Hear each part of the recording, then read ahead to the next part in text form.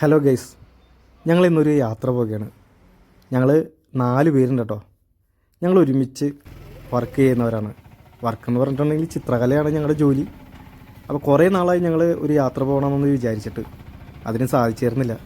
എന്നാൽ ഞങ്ങൾ പോകുന്ന ആ യാത്രയ്ക്ക് എന്തെല്ലാം ഒരു ലക്ഷ്യം വേണ്ടേ. അപ്പോൾ ആ ലക്ഷ്യത്തിന് വേണ്ടിയിട്ടുള്ളൊരു യാത്രയാണ്. എൻ്റെ കൂടെ എൻ്റെ കൂട്ടുകാരന്മാരായിട്ട് രതീഷ് പൂനാട്, ഷീനു ഒറ്റപ്പാലം, പിന്നെ രതീഷ് രാജൻ ഇവിടെ അടുത്ത് ചാവക്കാട് തന്നെ. എൻ്റെ പേര് രജീഷ്. ഞങ്ങൾ ഇങ്ങനെ 4 പേര് കൂടിയിട്ടുള്ളൊരു യാത്ര കേട്ടോ. ആ യാത്രയിൽ ഞങ്ങൾക്ക് ഇഷ്ടപ്പെട്ട സ്ഥലങ്ങൾ കാണുക മാത്രമല്ല, അത് നിങ്ങളുടെ അടുത്ത് പങ്കുവയ്ക്കുക. അതുപോലെ തന്നെ ഞങ്ങളുടെ ചിത്രരചനകൾ, അതുപോലെ തന്നെ ഞങ്ങൾക്ക് ചിത്രകലയെ പറ്റിയിട്ടുള്ള വീക്ഷണങ്ങൾ നിങ്ങളുടെ അടുത്ത് ഷെയർ ചെയ്യാൻ വേണ്ടിയിട്ട് കൂടിയുള്ള ഒരു യാത്രയാണ്. അപ്പോൾ ഇതിൽ എല്ലാവരും നിങ്ങൾ സഹകരിക്കുക. നിങ്ങൾ ഞങ്ങളെ നന്നായിട്ട് പ്രോത്സാഹിപ്പിക്കണം. ഞങ്ങളുടെ ഈ യാത്രയിൽ ഒപ്പം നിങ്ങളെയും കൂട്ടുന്നു. നിങ്ങളുടെ വിലപ്പെട്ട നിർദ്ദേശങ്ങളും ഞങ്ങൾ പ്രതീക്ഷിക്കുന്നു. ഞങ്ങളിപ്പോൾ പോകാൻ പോകുന്നത് ഇപ്പോൾ നിങ്ങൾ ഈ കണ്ടുകൊണ്ടിരിക്കുന്ന സ്ഥലം എന്ന് പറഞ്ഞിട്ടുണ്ടെങ്കിൽ വടക്കനാട് എന്ന് പറഞ്ഞ സ്ഥലം കേട്ടോ. വയനാട് അടുത്ത് ബത്തേരിയിൽ നിന്ന് കുറച്ചങ്ങോട്ട് മാറിയിട്ട് വടക്കനാട് എന്ന് പറഞ്ഞൊരു സ്ഥലത്തേക്ക് പോയിക്കൊണ്ടിരിക്കുകയാണ്.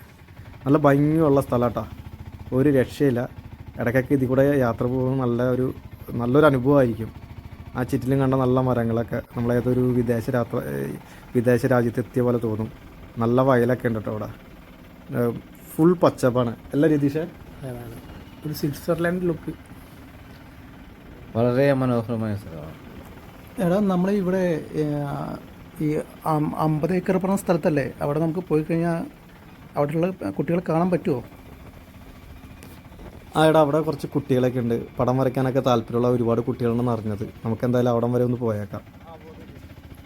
എടാ രതീഷേ, പിന്നൊരു കാര്യമുണ്ട്. നമുക്ക് കാലാവസ്ഥ അത്ര അനുയോജ്യമല്ല.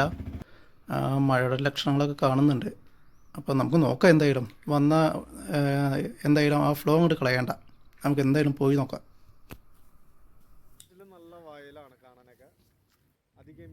ബത്തേരിയിൽ നിന്ന് വടക്കനാടേക്ക് ബസ് കയറിയിട്ടുണ്ടെങ്കിൽ ലാസ്റ്റ് സ്റ്റോപ്പ് അവിടെ നിന്ന് ഏകദേശം കുറച്ച് നടന്നു കഴിഞ്ഞിട്ടുണ്ടെങ്കിൽ നമ്മൾ ഈ കാണുന്ന നല്ല സുന്ദരമായിട്ടുള്ള സ്ഥലത്തേക്ക് എത്തിയിട്ടോ. അതായത് 50 ഏക്കർ എന്ന് പറയും. ഈ 50 ഏക്കറിൽ കുറച്ച് കുട്ടികളൊക്കെ ഉണ്ട്.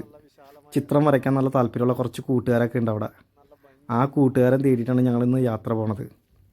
പക്ഷേ ഇനിയൊക്കെ ഇങ്ങനെ കാഴ്ചകൾ കണ്ടിട്ട് ഇങ്ങനെ നിൽക്കുകയാണ് ആസ്വദിച്ചിട്ട്. കൂടെ രതീഷ് ഉണ്ട്, എല്ലാവരും ഉണ്ട്. ഇടയ്ക്കിടയ്ക്ക് കുറച്ച് വണ്ടികളൊക്കെ ഇതിലൊക്കെ പോകുന്നുണ്ട്. രതീഷ്, നല്ല ഭംഗിയുണ്ടല്ലോ കാണാനായിട്ട് ഈ പ്ലേസ്. അതെ, നല്ല രസമുള്ള സ്ഥലമാണ്. അവിടെ എന്താ അവിടെ?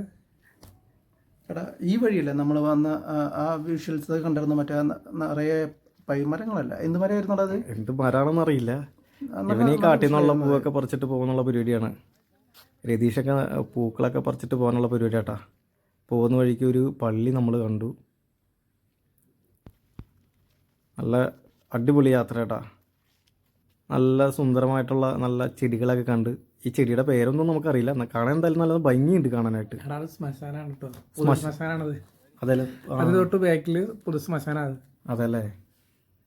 അത് ഇങ്ങനെ ബോർഡ് എഴുതി വെച്ചിട്ടുണ്ടല്ലേ? ഞാനത് ശ്രദ്ധിച്ചില്ല കേട്ടോ. നല്ല ഭംഗിയുള്ള പൂക്കൾ അല്ലേ? നമ്മുടെ നാട്ടിലും ഇവിടെ നിന്ന് അങ്ങനെ അധികം എവിടെയും കണ്ടിട്ടില്ല ഈ ഒരു ടൈപ്പ് പൂക്കൾ.